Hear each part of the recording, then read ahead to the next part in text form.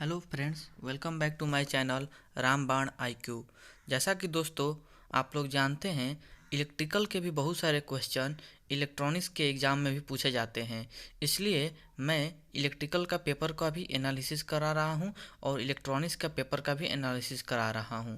अभी मैं Uttar Pradesh public service commission में जो 22 दिसंबर को एग्ज़ाम हुआ था पॉलिटेक्निक लेक्चरर का, उसका सेकेंड शिफ्ट में जो एग्ज़ाम हुआ था उसका पार्ट 2 लेके आया हूँ।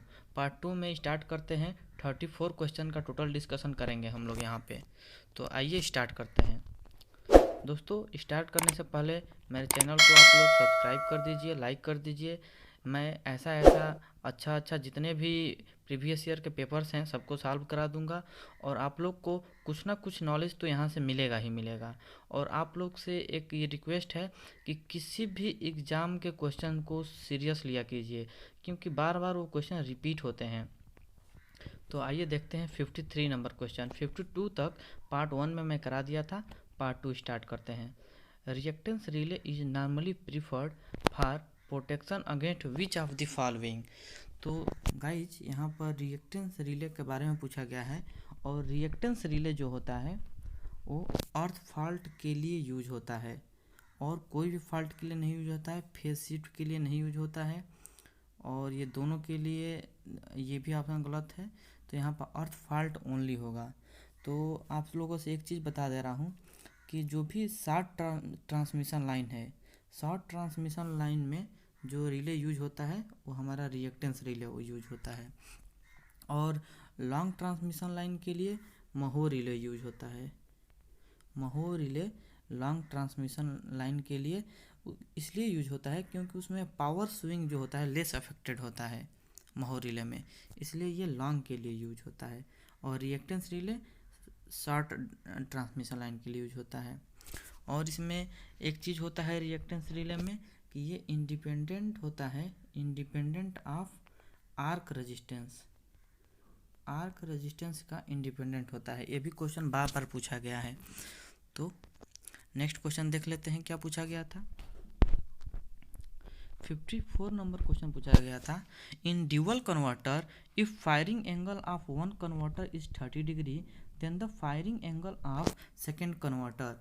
तो फायरिंग एंगल जो सेकेंड कन्वर्टर का होगा, ड्यूअल कन्वर्टर का फेज शिफ्ट 1 डिग्री होता है, 180 डिग्री होता है, तो 180 डिग्री माइनस 30 डिग्री, तो सेकेंड कन्वर्टर का जो एंगल आ जाएगा 150 डिग्री। तो इसका राइट आंसर हो जाएगा option number B. Next question था the total response of a linear system will be. Control system जब स्टार्टिंग में आप पढ़ेंगे तो एलटीआई लीनियर टाइम इनवेरिएंट का पढ़ेंगे ही पढ़ेंगे। तो वहीं पे आप लोग को ये भी देखने को मिलता है कि कोई भी कंट्रोल सिस्टम जो है, कंट्रोल सिस्टम वो जीरो इनपुट रिस्पांस और जीरो स्टेट रिस्पांस दोनों के लिए ही यूज होता है। तो इसलिए इसका कॉम्बिनेशन ऑप्शन नंबर डी में दे रखा है। तो यहाँ पर ऑप्शन नंबर डी सही हो जाएगा क्योंकि जीरो इनपुट रिस्पांस और जीरो स्टेट रिस्पांस दोनों ही होता है टोटल रिस्पांस। तो नेक्स्ट क्वेश्चन देख लेते हैं। नेक्स्ट क्वेश्चन पूछा था when temperature exceeds the transition temperature a ferromagnetic material becomes similar to. तो जब भी टेम्परेचर हमारा ट्रांजिशन टेम्परेचर से ज़्यादा हो जाएगा तो जो फेरोमैग्नेटिक मटेरियल होगा वो पैरामैग्नेटिक मटेरियल बन जाएगा। और वैसे ही जब भी ट्रांजिशन टेम्परेचर से ज़्यादा टेम्परेचर हो जाता है तो जो कंडक्टर होता है वो सुपर कंडक्टर की तरह बिहेव करने लगता है, जो कि पार्ट 2 में मैं डिस्कशन कर चुका हूँ। नेक्स्ट क्वेश्चन देख लेते हैं। For an SCR in the reverse blocking mode practically. तो जब भी एसीआर के बारे में एक वीडियो ला दूंगा जिसमें मैं उसके एक पॉइंट को डिस्कशन कर दूंगा। तो यहाँ पे तो ज़्यादा टाइम नहीं है इसलिए मैं ज़्यादा शॉर्टकट में ही बताऊंगा। इसमें leakage current does not flow, ऐसा नहीं है, लीकेज करंट फ्लो होता है, लेकिन जो लीकेज करंट होता है वो गेट एनोड नहीं होता है, गेट उसमें आता ही नहीं है। तो इसका दो ऑप्शन हो सकता है बी और सी में। तो एसीआर में जो रिवर्स ब्लॉकिंग मोड है इस केस में जो लीकेज करंट फ्लो होगा वो कैथोड टू एनोड होगा option number C is right answer for this question. Next question देख लेते हैं 58 इजी क्वेश्चन है। यदि inverse Fourier transform del T का पूछा रहता, यदि डेल टी का पूछा रहता फिर तो 1 हो जाता, लेकिन यहाँ पर डेल ओमेगा का पूछा है, तो डेल ओमेगा का इनवर्स फूरियर ट्रांसफॉर्म क्या होगा?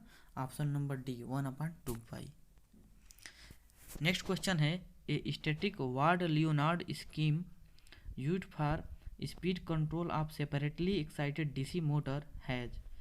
तो ये वार्ड लियोनार्ड स्कीम जो होता है, मैं इसके बारे में ज़्यादा आइडिया मुझे नहीं था, लेकिन मैंने इसका आंसर 1 क्वाड्रेंट चोपर ही मारा था, और मैं इसका राइट आंसर मारा हूँ। जहाँ तक हमें गूगल पर सर्च करने पर मिला तो 1 क्वाड्रेंट चोपर ही ले रहा है। तो इस चीज़ को थोड़ा आप लोग मेमोराइज कर लीजिएगा। Separately excited DC motor 1 quadrant chopper की तरह यूज़ होता है। नेक्स्ट क्वेश्चन देख लेते हैं क्या है। नेक्स्ट क्वेश्चन है in case of 3 phase short circuit fault in A power system is.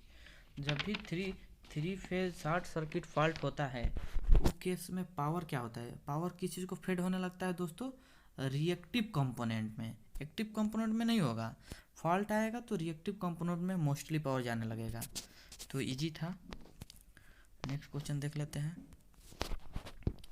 Zener diode allow a current to flow in the reverse direction when. तो जीनर डायोड का जैसा कि आप ग्राफ जानते हैं, रिवर्स बायस में काम करता है और यहाँ से ये डायरेक्ट कांस्टेंट हो जाता है। तो एक पर्टिकुलर वोल्टेज के बाद करंट कांस्टेंट हो जाती है। तो इसमें क्या लिखा हुआ है? Zener diode allow current to flow in the reverse direction when the voltage reached above a certain value. Option number A is right answer. और वोल्टेज रेगुलेटर की तरह बिहेव करता है, यूज में आता है। अगला क्वेश्चन है the minimum number of flip flop needed to construct BCD decoder. BCD decoder के लिए minimum number of flip flop कितना होगा? 4। Option number B. The number of atoms per unit cell and number of slip system respectively for a face concentrated cubic. तो इसके लिए जो number of atom होगा वो 4 हो जाएगा, और जो स्लिप सिस्टम होगा, जो कंस्ट्रक्शनल जो होता है, कंस्ट्रक्शनल जो होता है उसमें 12 होता है। तो ऑप्शन नंबर सी इसका राइट आंसर हो जाएगा, 4 और 12। और बीसीसी में 12 की जगह 48 होता है बॉडी सेंटर क्यूबिक में। नेक्स्ट देख लेते हैं क्या था। UJT is known as unit junction transistor जो होता है क्या होता है दोस्तों? रिलैक्सेशन ऑसिलेटर होता है। ये इजी क्वेश्चन पूछा था। Resistance switching is used in case of. Resistance switching जो होता है ये एयर ब्लास्ट सर्किट ब्रेकर में देखने को मिलता है। एयर ब्लास्ट सर्किट ब्रेकर में देखने को मिलता है। नेक्स्ट क्वेश्चन देख लेते हैं। Which of the following motor can have highest operating speed. तो सबसे ज़्यादा ऑपरेटिंग स्पीड किस मोटर का होता है? ब्रशलेस डीसी मोटर का। Option number C is right answer. Next question क्या है। A broadcast radio transmitter radius 10 kilowatt when the modulation index is 0.6 the carrier power is. Guys ये कम्युनिकेशन से question है और इसका फार्मूला मैं बता दे रहा हूँ। इसका फार्मूला होगा PT is equal to PC 1 + m²/2। m modulation index है जिसका वैल्यू 0.6 पुट करेंगे, और कैरियर पावर पूछ रखा है और टोटल पावर दे रखा है। टोटल पावर कितना देखा है? 10 किलोवाट। तो इसमें पुट करेंगे तो आपका वैल्यू आ जाएगी option number A 8.47 kilowatt. Which one of the following is best suited motor for ceiling fan. Ceiling fan के लिए इजी क्वेश्चन है ये। Single phase capacitor run type motor use करते हैं। कभी भी दोस्तों सीलिंग फैन में start capacitor run type motor नहीं यूज होता है। एक ही मोटर यूज होता है, वो single phase capacitor run motor. Slip of N induction motor increases with. तो स्लिप क्या होता है इंडक्शन मोटर का? स्लिप जो होता है इंडक्शन मोटर का, यदि देखा जाए तो synchronous speed minus rotor speed upon synchronous speed, ये फार्मूला होता है।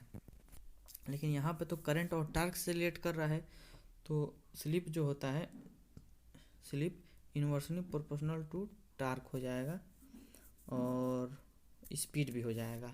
तो यहाँ पर हो जाएगा डिक्रीजेज नहीं, increases in current and decreases in torque. यहाँ पर ऑप्शन नंबर ए सही होगा, क्योंकि जो टार्क जो होता है इन्वर्सली प्रोपोर्शनल होता है, लेकिन करंट जो होता है प्रोपोर्शनल होता है स्लिप के। तो ऑप्शन नंबर ए यहाँ पर राइट आंसर है। Inverse Laplace transform, inverse Laplace transform दोस्तों आप लोग इसको निकाल लीजिएगा, मैं निकाला नहीं हूँ। नेक्स्ट क्वेश्चन देख लेते हैं। If for an IDMT relay with a plug setting of 50% and CT ratio दे रखा है, the current is 3000 ampere, then plug setting multiplier would be. तो यहाँ पर जनरली एक PCM होता है, PCM प्लग सेटिंग मल्टीप्लायर, ये DMRC के इलेक्ट्रॉनिक्स पेपर में भी पूछ देता है। तो इस PCM का फार्मूला को याद रखिएगा। फॉल्ट करंट जो होता है, fault current upon plug setting multiply CT ratio, ये फार्मूला है प्लग सेटिंग मल्टीप्लायर का। क्या है? Fault current upon plug setting into CT ratio. अब इस पे हम लोग प्लग सेटिंग निकाल लेते हैं। पहले प्लग सेटिंग जो होगा वो हो जाएगा रिले सेटिंग, प्लग सेटिंग की जो वैल्यू होगा वो होगा relay setting into secondary CT current.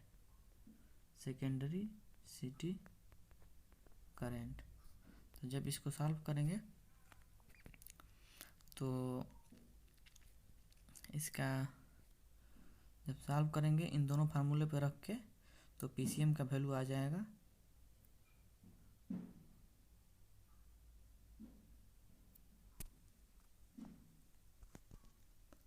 37 करके कुछ आएगा। एक बार सॉल्व कर लीजिएगा आप लोग, मैं सॉल्व नहीं किया हूँ, फार्मूला बता दिया हूँ आप लोग को। नेक्स्ट क्वेश्चन देख लेते हैं क्या पूछा था। विच of the following is the main advantage of SMPS over linear power supply. तो SMPS का सबसे ज़बरदस्त उदाहरण के जो एडवांटेज क्या होता है, इस SMPS जो होता है लीनियर जो सप्लाई होता है उससे हायर एफिशिएंसी होता है इसका। The main advantage of pulse code modulation, pulse code modulation का मेन एडवांटेज क्या है, ये क्या होता है, नॉइज बहुत कम होता है। नॉइज मतलब better performance in presence of noise. तो इसका option number C right answer हो जाएगा। नेक्स्ट क्वेश्चन देख लेते हैं। नेक्स्ट क्वेश्चन है the slip of induction motor normally does not depends on. तो स्लिप जो होता है, स्लिप रोटर स्पीड पे डिपेंड करता है, सिंक्रोनस स्पीड पे भी करता है, शाफ्ट टार्क पे भी करता है, कोर लॉस कंपोनेंट पे डिपेंड नहीं करता है। तो इसका ऑप्शन नंबर डी सही हो जाएगा। 75 नंबर क्वेश्चन है the surge impedance of a 400 kilowatt 3 phase transmission line is 200 ohm, the surge impedance loading is.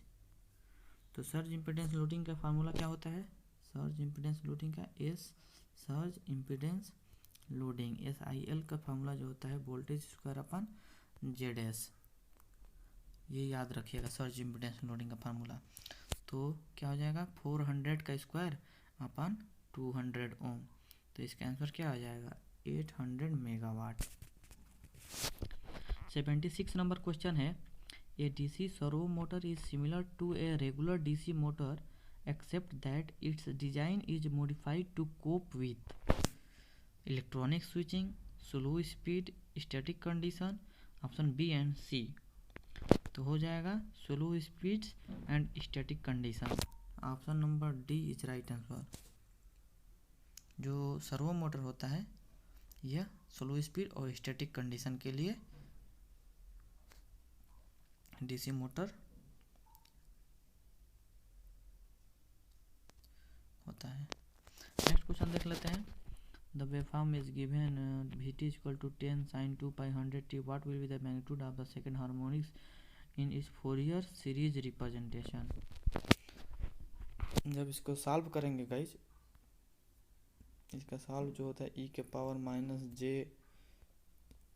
200 omega T plus e के पावर करके ऐसे आएगा अपन 2। जब उसको सॉल्व करेंगे तो इसका आंसर जब रखेंगे सेकेंड हार्मोनिक का वैल्यू तो इसका आंसर हो जाएगा 0 वोल्ट आंसर आएगा। विच of the following switch mode converters is suitable for high power application. High power application के लिए सबसे ज़्यादा सुटेबल कौन सा होता है? Forward converter. Flyback converter low power के लिए होता है। लो पावर एप्लीकेशन के लिए फ्लाईबैक यूज होता है, और हाई पावर के लिए यहाँ पर हाई पावर दे रखा है तो फॉरवर्ड कन्वर्टर यूज होता है। नेक्स्ट क्वेश्चन देख लेते हैं क्या है। 79 नंबर क्वेश्चन है। The inductance and capacitance of transmission line up to circuit breaker and are 1 henry and 0.01 microfarad respectively. The value of shunt resistance needed across the circuit breaker for critical damping will be. Shunt resistance का value पूछा है तो इसका formula मैं आप लोग को बता दे रहा हूँ।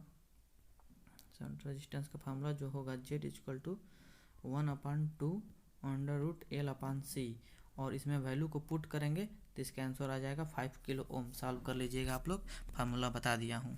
नेक्स्ट क्वेश्चन देख लेते हैं। What is the attribute of a metal which resist the flow of electricity. तो फ्लो ऑफ इलेक्ट्रिसिटी को रजिस्ट करने की प्रॉपर्टी को हम रजिस्टिविटी कहते हैं। Option number D is right answer. 81 देख लेते हैं। Which of the following motor is the most suitable for urban and sub urban service of electric traction. Electric traction में जो अर्बन और सब अर्बन में यूज होता है वो हेवी मोटर यूज होता है, उसको हम डीसी मोटर बोलते हैं। डीसी सीरीज मोटर इसके लिए यूज में आता है। नेक्स्ट क्वेश्चन देख लेते हैं क्या है। In a common base configuration the alpha के वैल्यू दे रखा है, बीटा की भी वैल्यू दे रखा है, कलेक्टर करंट दे रखा है, कलेक्टर टू बेस करंट दे रखा है, मीटर ओपन है, तो आईसीबी भी दे रखा है। तो यहाँ पर एक फार्मूला आप लोग को बता दे रहा हूँ, आप लोग सॉल्व कर लीजिएगा। IC equal to beta IB plus ICBO, इस पे सॉल्व कीजिएगा, और यदि कहीं प्रॉब्लम होगा तो I equal to IB plus IC रख लीजिएगा। इसको सॉल्व कर लीजिएगा, आसानी से आ जाएगा। इसका आंसर मे बी 19 एम्पियर आ रहा था, मैं याद नहीं है एग्जैक्टली, लेकिन आप लोग सॉल्व कर लीजिएगा, इजी क्वेश्चन है। Calculate the average power dissipation if the value of duty cycle is maximum power दे रखा है। तो एवरेज पावर क्या होता है? एवरेज पावर जो होता है वो हो जाएगा maximum power multiply into duty cycle, ये होता है हमारा एवरेज पावर। तो मल्टीप्लाई कीजिए 12 × 5 6.0 यानी 6 watt. What is the dielectric strength of mica. Mica का डाइलेक्ट्रिक स्ट्रेंथ पूछा है। ये फिक्स वैल्यू होती है 118 MB/m mega voltage. Which of 85 number question पूछा है। Which of this is incorrect for an operational amplifier. Operational amplifier की बात की जाए तो इनमें से क्या इनकरेक्ट है, देख लेते हैं। It has high voltage gain, yes high voltage gain होता है, हाई बैंडविड्थ होता है। It is direct coupled amplifier, yes direct coupled होता है। It is only useful for amplifying AC signal, only लिखा है दोस्तों, यानी गलत है ये। एसी और डीसी दोनों के लिए यूज होता है। It was originally design to perform mathematical operation, बिल्कुल ओपएम्प जो होता है मैथमेटिकल ऑपरेशन को डिजाइन करने के लिए ही होता है। नेक्स्ट क्वेश्चन देख लेते हैं, इसका सही हो जाएगा option number C. A precise phase control of an AC load can be controlled by. जब भी फेज कंट्रोलिंग की बात आएगी और थारिस्टर की बात आएगी तो उस केस में एसीआर वगैरह कुछ नहीं यूज होगा, ट्रैक यूज होगा। ट्रैक फेज कंट्रोलिंग के लिए बेस्ट सर्किट होता है, बेस्ट डिवाइस होता है ट्रैक, याद रखिएगा। ये इलेक्ट्रॉनिक्स में भी पूछा जाएगा। 87 number question. The surge impedance of 50 kilometre long underground cable is 50 ohm. For a 100 kilometre length of cable the surge impedance will be. Surge impedance दोस्त कभी भी लंबाई लेंथ पे डिपेंड नहीं करता है। सर्ज इम्पीडेंस का आप लोग फार्मूला देखे होंगे, अंडर रूट, यदि जेड की वैल्यू हम सर्ज इम्पीडेंस की बात करें तो लॉसलेस के लिए तो जेड बाई वाई हो जाएगा, लेकिन जनरली क्या होता है R plus j omega L upon G plus j omega C, ये सर्ज इम्पीडेंस होता है। और एस आई एल का वैल्यू तो आप लोग को बताए थे, सर्ज एस आई एल का V square upon Z A से अभी न्यूमेरिकल किए थे, तो ये होता है सर्ज से ये क्वेश्चन आते हैं। दोस्तों हमारा ये पार्ट 2 कंप्लीट हो गया है और पार्ट 3 में टोटल क्वेश्चन मैं कंप्लीट करा दूंगा। सेकंड शिफ्ट का टोटल क्वेश्चन हम सॉल्व करा दूंगा। मतलब पार्ट थ्री हम आज ही लेके आ रहा हूँ कुछ देर में। पूरा मतलब पॉलिटेक्निक लेक्चर का सब पेपर एक एक क्वेश्चन मैंने सॉल्व करा दिया है। मॉस्फेट के बारे में कुछ इंपॉर्टेंट जानकारी यहाँ पर मैं दे रखा हूँ, आप लोग थोड़ा इसको पढ़ लीजिएगा और रिवाइज कर लीजिएगा। नेक्स्ट क्वेश्चन देख लेते हैं। नेक्स्ट क्वेश्चन तो कुछ नहीं होगा। थैंक यू दोस्त, आप लोग हमारे चैनल को लाइक सब्सक्राइब कर दीजिए। यदि थोड़ा सा भी बेनिफिट हो रहा है मेरे चैनल से तो आप लोग प्लीज़